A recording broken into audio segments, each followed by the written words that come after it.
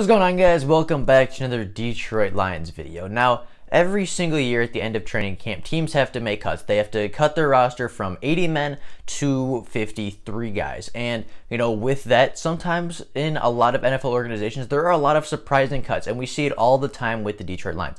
Last offseason, I think a lot of people were really high on Brandon Powell, the wide receiver out of Florida, and then the Detroit Lions cut him. In past years, we've cut Anthony Zettel, we've cut Tion Green, guys that weren't going to be necessarily stars, but were definitely going to be contributors and people that Lions fans were very, very high on. And I don't think this season is going to be any exception. I think by the end of training camp, there are going to be a few guys that get cut by the Detroit Lions that a lot of people thought were definitely going to make the team, were definitely going to contribute, and, players as well as fans are going to be confused about why these players got cut. And that's what we're going to be talking about today. The 5 surprising cuts the Detroit Lions might be making before training camp ends this season. Now, before we do get into the video, if you are new to the channel and are enjoying the content, consider liking the videos and subscribing to the channel. It takes 2 seconds out of your day to make mine, and I would be very, very appreciative to everybody that chooses to do so. But with that being said, let's get into talking about these surprise cuts and who might be on the roster bubble that people aren't expecting.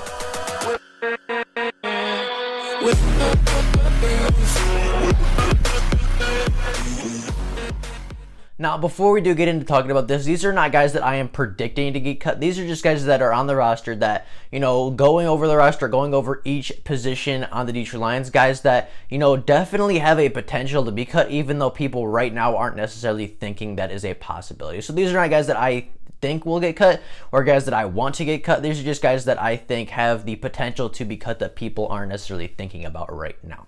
Now, the first player is Nick Bawden, the fullback. Yes, I know the fullback is very boring, but I do think that, people just kind of assume that he's going to be the starting fullback because he's the veteran fullback. He's been here for a couple of years, and, that's just how it is. But the Detroit Lions this past offseason brought in Luke Sellers, a fullback from, I believe, South Dakota State University. Would the Detroit Lions bring in a second fullback, a guy that pretty much wastes a roster spot if they are 100% sold on Nick Bawden? Would they bring in a guy to compete with him? Would they bring in a guy to, threaten Nick Bawden's job if they were 100% sold on Nick Bawden and they could just use that spot on somebody else? I don't think so. I know that I say all the time, competition breeds the best in competitors, but with that being said, if you're 100% sold on a guy and he's your quarterback or he's your fullback, you're not going to bring in people to compete with him because you already know what he can do. You already know that he is the best option for your team, and you can use that roster spot on somebody else. But they didn't. They brought in Luke Sellers from South Dakota State.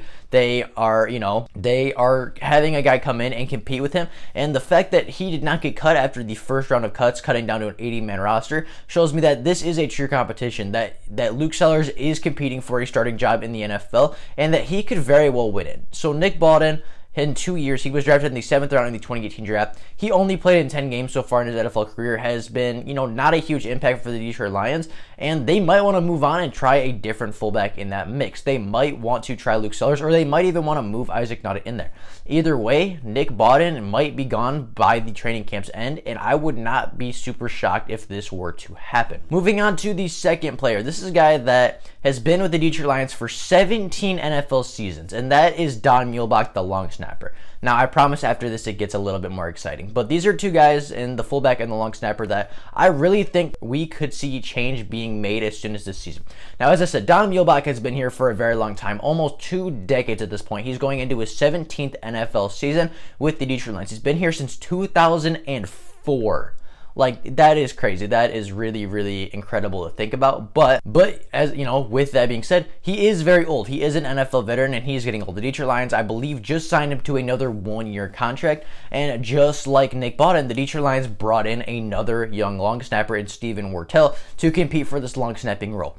Now, just like Nick Bawden, or just like Luke Sellers at the fullback position, Steven Wirtel was not waived after the first round of cuts, getting down to an 80-man roster. So that shows me that it is a competition, because Don Muhlbach at this point doesn't have anything to prove. He doesn't have anything to prove to the Detroit Lions. He doesn't have anything to prove to the coaching staff. He's been in the NFL for a long time. He's been very, very successful. He's made his money. He's been with the Detroit Lions for a long time. He has nothing to prove, but he is getting older. So at this point, the Detroit Lions have to start thinking about his replacement, and his replacement could come as soon as the 2020 season. Don Muhlbach just because we re-signed him doesn't mean that he is uncuttable. We signed him to a very low deal, so even if we do end up cutting him, it's not going to hurt us in dead space. It's not going to hurt us in that area, and we could get a young, talented long snapper to be here for the next 2 decades, right? I mean, it might not happen. It probably won't happen. This is one that I don't think it will happen. But the fact that Steven Wirtel is still here competing for that long snapping role shows me the Detroit Lions are looking to move into the future. They're looking to replace Don Muhlbach in his old age. And honestly, it could happen as soon as the end of training camp. Moving on to the third player that could be cut that people aren't really considering. I think Miles Killebrew is actually on the bubble. Now, I know a lot of people really like Miles Killebrew. I like Miles Killebrew as a player. You know, I think he's a good player. I think the Detroit Lions coaching staff really likes him. But if you look at the safeties and the linebackers, because he kind of plays both. He kind of plays a safety linebacker kind of hybrid role. You know, they're very, very competitive at both. At the safety position, especially where, you know, the Detroit Lions have him listed right now as a safety. You know, you got guys in the room like Tracy Walker and Deron Harmon who are presumably going to be the starters. But behind that, you have so much talent and depth. You have J-Ron Curse, you have Jalen Elliott, you have Bobby Price, you have Jeremiah Dinton, you have Will Harris. You have CJ Moore. Like, there's a lot of competition and a lot of talent there. And the fact that, you know, his rookie contract is up. He's now on, I mean, the Detroit Lions, again, just signed him to a 1-year contract worth $2 million. Like, if the Detroit Lions want to, they can get cheaper and younger at that position without losing a whole lot of talent. And the 2 guys I'm looking at with that are Bobby Price, who's another big, fast, hard-hitting linebacker, or hard-hitting safety, like Miles Killebrew was when he was coming out, and then J-Ron Curse, who is a bigger, faster, stronger Miles Killebrew, basically. Now, he is going to be a little bit more expensive than Miles Killebrew, but I think you're also getting a better safety. Now, I know what you're saying. Miles Killebrew doesn't usually play safety. He's a special teams guy. But just like the safety thing, you can get cheaper and younger and better at that position with just keeping around Bobby Price and maybe getting rid of Miles Killebrew. You know, I know a lot of people aren't talking about Bobby Price, the rookie out of Norfolk State, but he's bigger than Miles Killebrew. He's just about the same speed. He hits very, very hard just like Miles Killebrew. He brings a lot of the same things to the table, but he's going to be so much cheaper as an undrafted free agent, you know, compared to Miles Killebrew, who is making $2 million right now. So, I mean, if the Detroit Lions want to get cheaper, if they want to get younger, if they want to save some of that cap space in case the cap takes a hit this and the coming seasons, they could look to get rid of Miles Killebrew and get younger and cheaper at the special teams position as well at the safety position. So I do think Miles Killebrew is at risk of being cut this training camp. Moving on to the fourth player, I said Reggie Ragland. Now this is a guy that we brought in free agency. We just brought him in, signed him to a 1-year contract worth, I'm not sure exactly how much, but it wasn't a whole lot of money. And, you know, we brought him in, and Reggie Ragland definitely has his strengths, and I definitely could see a role for him on this team. Reggie Ragland is a big, a physical, hard-hitting, athletic linebacker that struggles in coverage. Does that sound familiar to you? It should, because it's Jarrad Davis. He's literally Jarrad Davis, just 2 years older.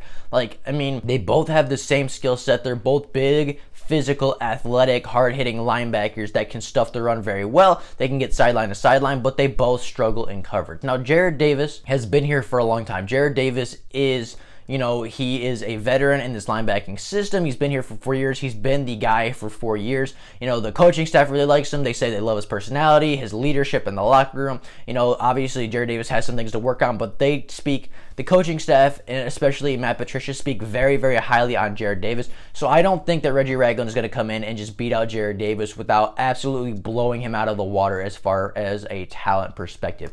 So if Jarrad Davis is already filling that role, why do we need Reggie Ragland here? I know a lot of people are very high on Reggie Ragland. They think he's going to come in and absolutely transform this linebacking core.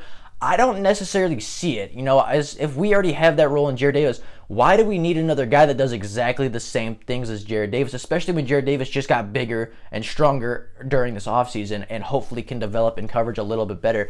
You know, we know that Reggie Ragland, for the most part, is, you know, he's done developing at this point. He's been in the NFL for a while, and he is what he is. I think Jarrad Davis still has a little bit of room to improve. I think Jarrad Davis still has a little bit of room to develop. And if he can develop any coverage skills, he's going to be better than Reggie Ragland. So even though people are very high on Reggie Ragland right now, I could definitely see him being cut if Jarrad Davis, you know, he stays at the same spot he is with his run stuffing, with his hard hitting, side to sideline speed.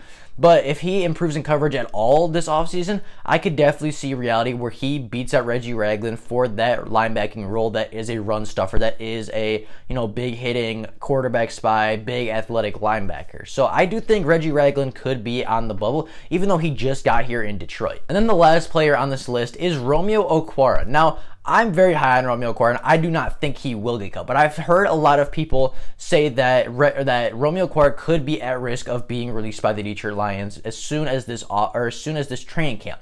Now, again, I don't see it. I think Romeo Okwara is a great talent. I think that him and his brother are going to be very, very good together, pushing each other to get better every single day. But at the same time, looking at our roster, looking at where guys are listed by the Detroit Lions, I could definitely see a reality where Romeo Okwara doesn't make the team. As I mentioned, the Detroit Lions just drafted his brother Julian Okwara in the 3rd round of this past NFL draft. And Romeo Okwara definitely had his struggles last year. He went from having a 7.5 sack season, leading the team in sacks in 2018, to having only 1.5 sacks in 2019. His production dipped massively from his sack production. He had the same amount of quarterback knockdowns and a similar amount of pressures, but the fact was he was not getting to the quarterback last season. And if you want to be a successful team, you have to get to the quarterback. And if you want to be a successful pass rusher in the NFL, again, you have to get to the quarterback and get those sacks if you want to be considered a good pass rusher. And Romeo Okwara last year just simply didn't do that. Now, looking at the Detroit Lions roster and where the Detroit Lions have their players ranked, they have Julian Okwara at defensive end. They don't have him at linebacker like they had with Devon Kennard. They have him at defensive end. So, I don't know what that tells us right now. Obviously that tells us that he's going to play defensive end, right? But the Detroit Lions only usually play one at D end. They usually only play Trey Flowers at the defensive end. And then on the other edge rusher, they have a jack linebacker like a Devon Kennard coming in. And I do think that that is going to be what Julian's role is. But, if they have him listed at defensive end, that could tell me that they're trying to replace Romeo Okwara with his brother, who is younger and is more talented in Julian Okwara. The fact that he's listed at defensive end, the same exact position as his brother, could tell me that they're trying to replace him. They're trying to get Romeo out of the building because, maybe they want to move Jared Davis to that jack role, and maybe they just want to get rid of Romeo Okwara because they have a more talented version of him in his brother Julian. Now, Again, I don't think this is going to happen. I really think that, the coaching staff likes Romeo Okwara. I really think that they're going to try to keep him around. Him and his brother are going to push each other to be better, and I think that they are both going to be here, and they're both going to be competing for pass rush snaps in this 2020 season. But, a lot of people think Romeo could be on the chopping block, and looking at his brother being listed at the same position and just the players in front of him, and the fact that he had a huge drop-off in production last year, I could definitely see Romeo Okwara not making this roster. Now, with that being said, those are the 5 players that I think are definitely at risk of being cut, that fans aren't necessarily thinking of right now. These are the players that fans assume are going to make the roster, but are definitely at risk of being cut at any moment. What do you guys think about this list? What would you change? Do you think any of these guys are not at risk of being cut, or do you think, and did I miss anybody that you think should, or did I miss anybody that you think is on or at risk of being cut that most people aren't thinking will? Let me know that down in the comments below. But with that being said, that is all I have for you guys today. I hope you guys enjoyed the video and have an absolutely fantastic rest of your day. But that is all I got for you guys right now. See you guys tomorrow. Bye.